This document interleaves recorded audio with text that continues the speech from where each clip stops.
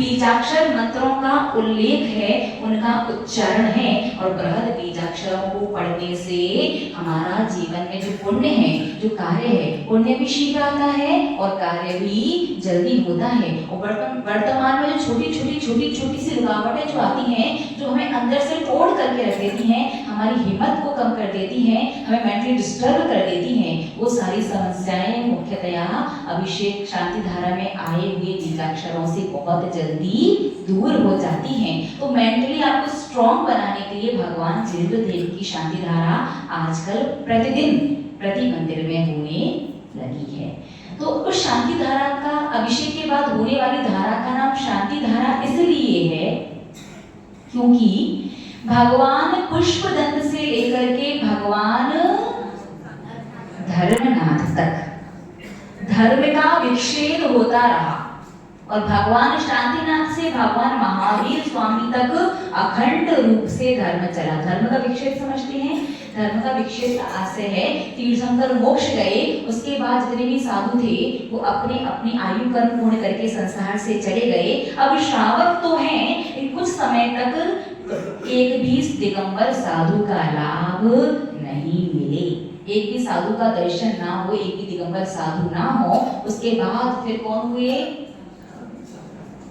श्रेयासन भगवान हुए, फिर वो मोक्ष चले गए, उनके साथ दीक्षित, उनके बाद दीक्षित साधु अपनी अपनी आयु कर्म पूर्ण करके चले गए, फिर थोड़ी समय के लिए एक भी दिगंबर साधु नहीं रहे। इस प्रकार से भगवान पुष्पदंत से लेकर के भगवान धर्मनाथ तक धर्म में व्यवधान आता रहा, लेकिन भगवान शांतिनाथ से अखंड रूप से निर्बाध रूप से दिगंबर जैन धर्म चला है। इक्का दुक्का साधु होंगे, लेकिन साधु हमेशा रहे हैं। तो अभिषेक के बाद होने वाली धारा का नाम शांति धारा इसीलिए है कि हे भगवान जिनेंद्र देव, जिस प्रकार से भगवान शांतिनाथ से अखंड रूप से निर्बाध रूप से भगवान महावीर स्वामी तक धर्म चला, वैसे ही हम भी भावना भाते हैं, कामना करते हैं कि इस धारा के माध्यम से हमारे जीवन में, हमारे पारिवारिक जन के जीवन में, हमारी पूरी समाज में, देश में, राष्ट्र में अखंड रूप से शांति बनी रही।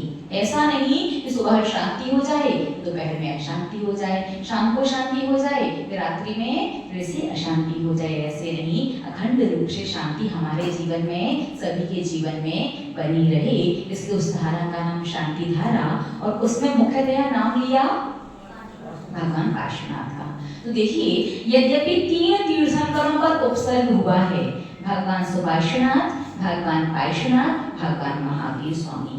भगवान पार्श्वनाथ का उपसर्ग तो जगत प्रसिद्ध हो गया, सभी लोगों को पता है कि 7 दिन तक कमठ के जीव संवर देखने अलग अलग प्रकार से भगवान पार्श्वनाथ पर उपसर्ग किया। लेकिन जब भगवान सुपार्श्वनाथ, भगवान महावीर स्वामी की बात आती है तो लोग थोड़े से क्या होता है, हाँ, थोड़ा समझ में नहीं आता क्या उपसर्ग हुआ होगा, कहाँ वर्णन है, कहाँ मिलेगा। भी वर्तमान में जब नालंदा विश्वविद्यालय को जलाया गया था, आप सभी लोगों ने सुना होगा, तब 6 महीने कंटिन्यूअसली जैन शास्त्रों को जलाया गया। कितना जलाया गया? 6 महीने तक। आपने होली जलती हुई देखी है क्या? जब होली जलती है तो कितनी अग्नि होती है उसमें? बहुत सारी, एक बहुत बड़ा ढेर होता है जिसे जलाया जाता है, उसमें कितनी लौ उठती है, कितनी अग्नि, बहुत सारी अग्नि होती है।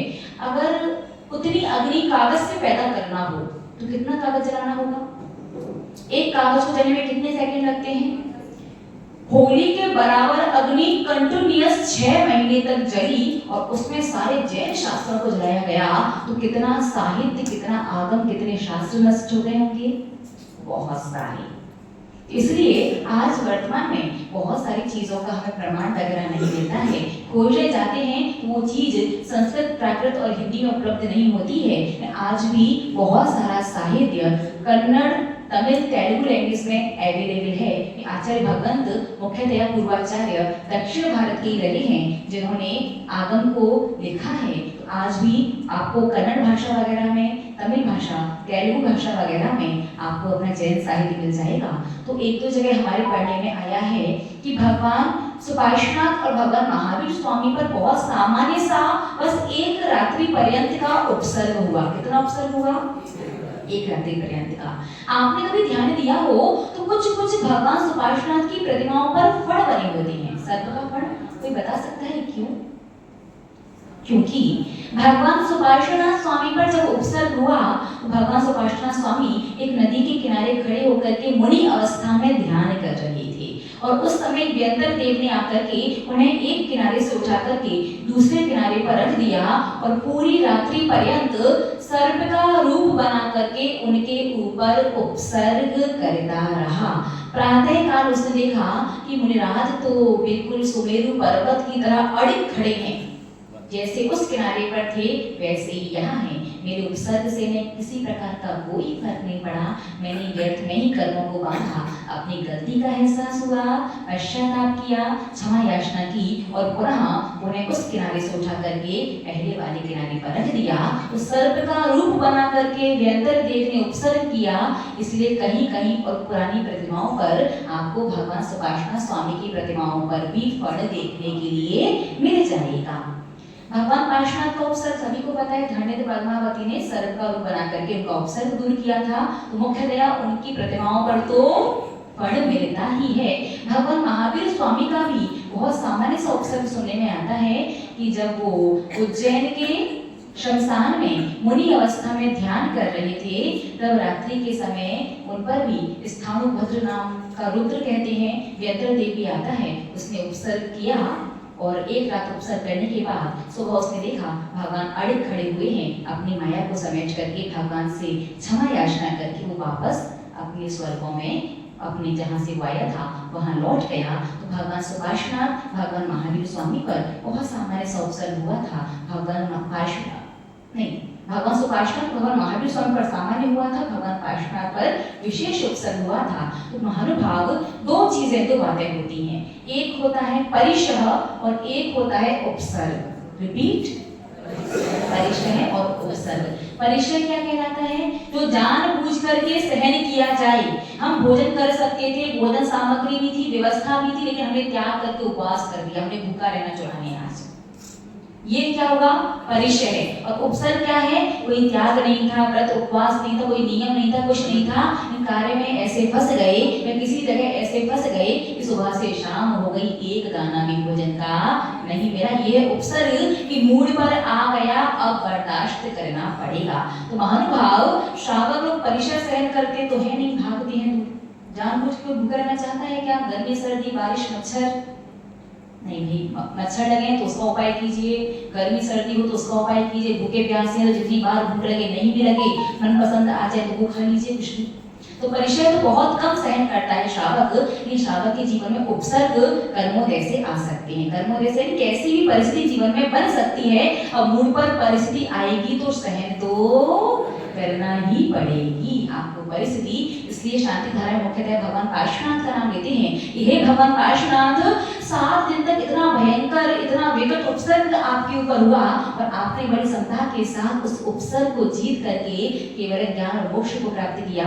मैं भी श्रावक हूँ, परिचय सहन तो नहीं करता हूँ, परिचय तो जानबूझ करके नहीं जाता हूँ, लेकिन उपसर्ग जब आ जाएगा तो मुझे भी आपका नाम लेने मात्र से वो शक्ति प्राप्त हो कि मेरे ऊपर जब भी उपसर्ग आए तब मैं आपकी तरह उस उपसर्ग को जीत करके आगे बढ़ सकूं। बात समझ में आई? तो जीवन में आने वाली हर समस्या, हर संकट को आप क्या कर सकें? जीत सकें, उससे आगे बढ़ सकें, वो आपको विचलित ना करे, परेशान ना करे, उससे आपको परेशानी ना हो। इसलिए आप मुख्यतया भगवान पार्श्वनाथ का नाम शांति धारा में लेते हैं। अभिषेक के बाद शांति धारा का समय है, आप करें। समय नहीं है, शांति धारा बाई चांस नहीं भी करते तो भी आपकी अभिषेक की क्रिया आधी अधूरी नहीं कहलाएगी। तो अब लगभग आपका समय भी पूर्णता की ओर है और अभिषेक शांति धारा वाला विषय भी कंप्लीट हुआ। अब अगर आपके कुछ प्रश्न होंगे इसी विषय से संबंधित तो आप अपने प्रश्न पूछ लीजिए, उसके बाद फिर आज के इस सभा को समाप्त करते हैं। हाँ, देखिए शांति धारा कितने लोग करें, कैसे करें, वैसे आपके इस विषय में कभी ना कभी किसी ना किसी के द्वारा तो सुना ही होगा, फिर भी एक बार हम वापस से रिपीट करके आपको बता देते हैं। महानुभाव, एक व्यक्ति शांति धारा कर रहा है, बाकी शेष लोग क्या कर रहे हैं, शांति धारा देख रहे हैं। या अन्य व्यक्ति जाकर के दूसरा तीसरा व्यक्ति कोई हाथ लगाता है तो हाथ लगाने में और दूर से खड़े होकर के देखने में फल में कोई अंतर आता है क्या? पुण्य फल में किसी प्रकार का कोई अंतर नहीं आता। बात समझ में? रिपीट करते हैं फिर से, जो व्यक्ति शांति धारा कर रहा है वो अलग, ठीक है। उसके अलावा कुछ लोग बीच बीच में जाकर के कलश से हाथ लगाते हैं और कुछ लोग दूर से खड़े होकर के आराम से बैठ करके हाथ जोड़ करके विनय पूर्वक शांति धारा देखते हैं। दोनों के पुण्य फल में कोई अंतर आता है क्या? कोई अंतर नहीं आता, क्योंकि वैसे सही देखा जाए तो अनुमोदना हाथ जोड़ करके ही होती है। जैसे जब आपने शुद्धि के सोने के वस्त्र नहीं पहन रखे, किसी साधु का आहार चल रहा है, आप आहार देखने जाते हैं तो क्या करते हैं? अपने हाथ से ऐसे कहते हैं क्या, सब्जी चला दो मेरी तरफ से, फल दे दीजिए, ग्रास दे दीजिए, ऐसे नहीं करते ना। क्या करते हैं? हाथ जोड़ के, भाई एक ग्रास मेरी तरफ से भी चला देना, हाथ जोड़ के अनुमोदना करते हैं ना। ठीक ऐसे ही शांति धारा जब चल रही हो, हाथ जोड़ के अनुमोदना करनी चाहिए। फिर भी आपका मन करे नहीं मुझे कलश में ही हाथ लगाना है, तो कुछ बातों का ध्यान रखना होगा। अगर उन बातों का ध्यान नहीं रखोगे तो पुण्य में भी कटौती होगी और गलती हुई तो पाप का बंध होगा सो अलग। अगर हाथ लगाने जाओ तो कुछ बातों का ध्यान नहीं रखा तो पाप में भी कटौती होगी, और अगर गलती हुई तो पाप कर्म का बंध होगा सो अलग बात है। तो किन बातों का ध्यान रखो? सबसे पहली बात, जो व्यक्ति शांति धारा कर रहा है पहले उससे परमिशन लो, बीच में मत पूछने लग जाना। जब वो जा रहा है करने तभी उससे पूछ लो कि भैया आप शांति धारा करोगे? यदि हमारा मन हुआ तो कुछ सेकंड की थोड़ी देर के लिए आपके कलश में हाथ लगा लें क्या? पहले उससे पूछो, क्योंकि कभी कभी किसी का हाथ लगाना किसी के संश्लेषता का विकल्प का कारण भी बन सकता है। देखो, भगवान बहुत ऊपर है या किसी का हाथ कांप रहा है, शरीर में शक्ति नहीं है, उसे आवश्यकता है, तो आप कलश पकड़ लें, हाथ लगा लें, उसके हाथ को सपोर्ट करें, ये अलग बात है, ठीक है। उसे किसी प्रकार की कोई आवश्यकता नहीं है ना, फिर भी जाकर के बीच में हाथ लगा रहे। पहली बात आपको उससे पूछना चाहिए कि आपके हाथ लगाने से उसे धक्का लगा या उसे विकल्प हुआ, उसके विकल्प का पाप उसके पास तो बस 16% रहेगा, बाकी 84% पाप आपके खाते में आएगा। इस बात का विशेष ध्यान रखना। पहले उससे पूछ लो हम हाथ लगा लें, पहली बात। दूसरी बात, जब भी हाथ लगाओ तो हाथ जहां से शांति धारा हो रही है उसी साइड जाकर के हाथ लगाना। शांति धारा एक तरफ से हो रही है और आप दूसरी तरफ से भगवान के आगे से हाथ लगाओगे, भगवान पर आवरण करने का दोष लगेगा। दूसरों की शांति धारा में व्यवधान डालने का, अंतराय कर्म और असाता वेदनी कर्म का बंध होगा। तो उसी साइड से हाथ लगाना जिस साइड से धारा हो रही है। तीसरी बात, इतनी जल्दी, इतनी हड़बड़ी में और इतने जोर से हाथ मत लगाना कि चोटी भगवान के सिर से टकरा जाए या धारा बीच में टूट जाए। दोनों ही कार्य होने पर आपको थोड़े से पाप का बंध जरूर होगा। तो ये कुछ बातें हैं जिनका ध्यान रख करके आप हाथ लगा सकते हैं, और इतनी बातें संभव नहीं है। और आपका मन अगर मान जाए, कि कभी कभी होता है मन नहीं मानता, मन कहता है हाथ लगेगा तभी लगेगा पुण्य आया है, जबकि ऐसा है नहीं। मन ना माने, लगाना ही पड़े। इन 3-4 बातों का ध्यान रख करके हाथ लगाएं शांति धारा के कलश में। अन्यथा बैठ करके या खड़े होकर के हाथ जोड़ करके देखने से भी आपको संपूर्ण शांति धारा का पुण्य फल प्राप्त होता है, ठीक है। चार तरफ से 4 लोग भी एक ही कलश को खड़ा होकर कर रहे हैं। 4 तरफ से 4 लोग एक ही कलश को? नहीं,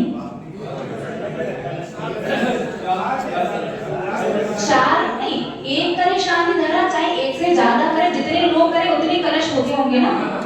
हाँ, शांति धारा चाहे कितने भी लोग करें, शांति धारा के उतने ही कलश होने चाहिए। एक कलश में 4 लोग 4 दिशा से हाथ लगा रहे, प्रतिमा एक रहती है, 4 हाँ, कर सकते हैं कि धारा ना टूटे, एक दूसरे को डिस्टर्ब ना हो। एक प्रतिमा पर 4 शांति धारा हो जाती है व्यवस्था।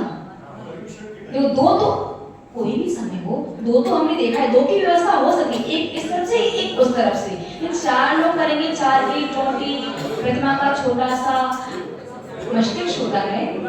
हाँ, सही तो यही है, क्योंकि अगर किसी की भी धारा,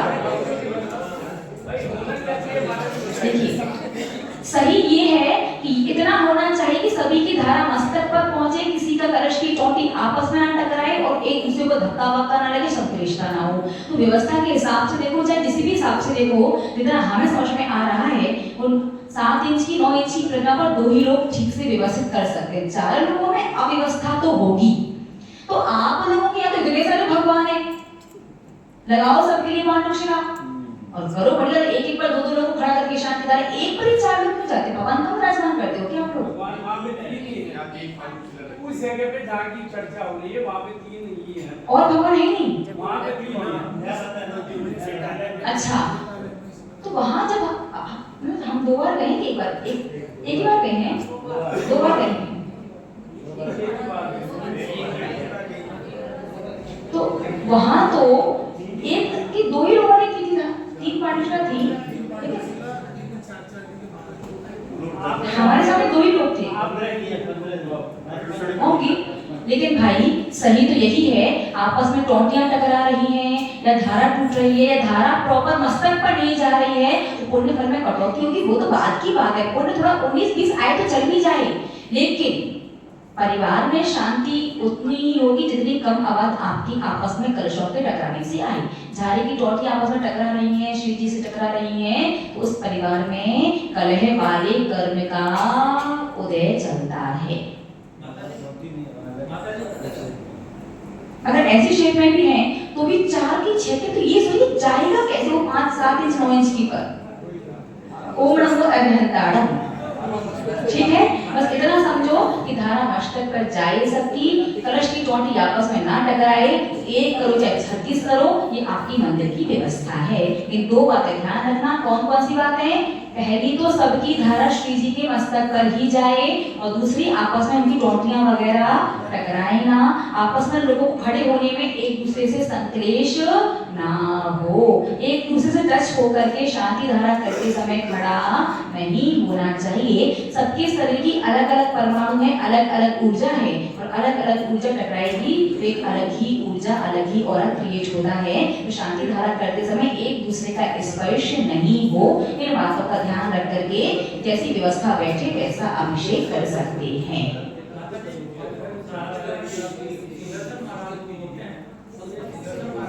देखिएगा शांति धारा में एक शब्द आता है, ओम ह्रीम श्री सुदर्शन महाराज मम चक्र विक्रम सत्य तेजोबल शौर्य वीर शांति पूरे पूरे करके। तो सुदर्शन महाराज को लेकर के लोगों के मन में बड़ा विकल्प, बड़े विचित्र बातें आती हैं। कोई कहता है कि ये शांति धारा किसी भट्टारक जी ने लिखी है और भट्टारक जी का नाम सुदर्शन रहा होगा, उन्होंने अपना नाम लिख दिया।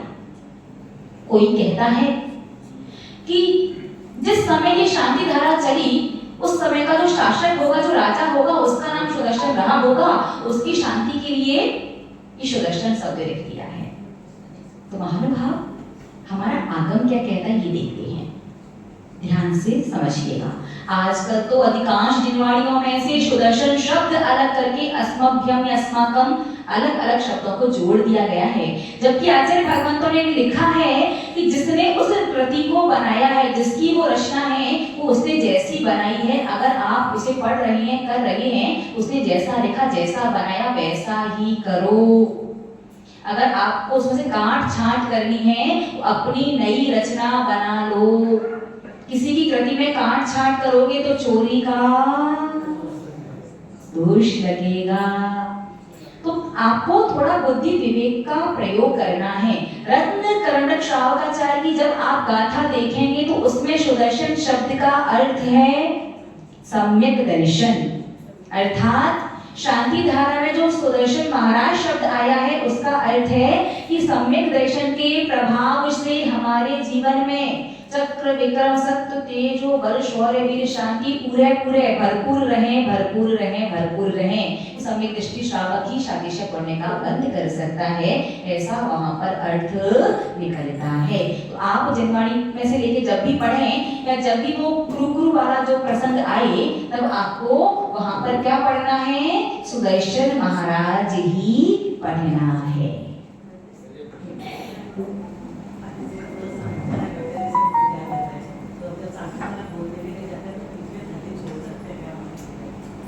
सही तो यही है कि जहां यहाँ पूजन वगैरह वैसे तो शुरू नहीं करनी चाहिए, फिर भी उतना समय नहीं रहता है। आप पूजन बीच में शुरू कर देते हैं तो आप अपने स्थान पर खड़े होकर के ही शांति धारा पढ़ें या देखें। लेकिन यदि मंदिर में कोई व्यक्ति पढ़ने वाला नहीं है और आप इतनी दूर हैं कि वहां से आगे तक आवाज वगैरह नहीं आ सकती, तो भैया हाथ जोड़ करके आगे आ जाओ, पढ़ लो, फिर पुनः अपने स्थान पर जा करके कायोत्सर्ग करके फिर अपनी पूजन आगे शुरू करो। ठीक है, लोग करते, आप करते क्या? कब विकल्प करें? दुनिया को क्यों सुधारना है? वो आते हैं, अपन अर्घ और पूजन के प्रसंग पर आएंगे, फिर इसे समझेंगे। हाँ, आपने अभिषेक पाठ नहीं पढ़ा क्या? अभिषेक पाठ आप उठा करके पढ़ेंगे तो पहले एक कलश से अभिषेक कीजिए, फिर चार कुंभ कलश स्थापित किए जाते हैं, उनका अलग से पूरा छंद, अलग से पूरा मंत्र लिखा हुआ है। मामनंदी आचार्य ने लिखा है, सोमदेव आचार्य ने लिखा है, पूज्यपाद आचार्य ने लिखा है, बहुत सारे आचार्य के प्रमाण हैं 4 कलश अभिषेक के। ठीक है, ये ऑनलाइन शांति धारा घोषणा की आजकल इसका में क्या प्रोसेस है? ओम नमो हरिहंता ये नई मामा से काने मामा बेहतर वाली बात है। अब वहां पहुंच नहीं सकते, शांति धारा कर नहीं सकते, लेकिन लग रहा है कि वहां की वर्गणाएं ज्यादा। देखिए, शांति धारा चाहे अपने मंदिर में करो चाहे कहीं भी करो, शांति धारा के बीजाक्षर सेम है, उनका फल भी एक जैसा ही मिलता है। लेकिन कभी कभी कहीं किसी प्रतिमा की, किसी स्थान की ऊर्जा बहुत ज्यादा पॉजिटिव और बहुत स्ट्रांग होती है, तो कभी कभी ऐसा हो जाता है कि वहां पर जाकर के करने से, उन भगवान की करने से कई बार हमारा कार्य जल्दी जल्दी बनने लगता है। एक हमारी श्रद्धा, हमारी आस्था भी उन भगवान से, उस स्थान से विशेष रूप से जुड़ जाती है। इसका ये मतलब बिल्कुल भी नहीं है कि अपने मंदिर में ना अभिषेक करने जाओ, ना शांति धारा देखने जाओ, ऑनलाइन बुकिंग करा के 10 जगह अपने नाम से शांति धारा करवाओ। ऐसा नहीं होना चाहिए। आप जिस कॉलोनी में रहते हैं, आपकी कॉलोनी में जो मंदिर है, आपका प्रथम कर्तव्य उस मंदिर में विराजमान भगवान के प्रति है। आपका कल्याण तो पहले उन्हीं से ही होगा। उनके पास जाओ, दर्शन करो, अभिषेक देखो, अभिषेक करो, शांति धारा देखो, शांति धारा करो, उसके बाद चाहो तो आप अन्य जगह भी करवा लो। ज्यादा ना सही, किंचित किंचित थोड़ा थोड़ा करके बूंद बूंद से घड़ा भरता है, थोड़ा बूंद बूंद ऊपर आता रहता है।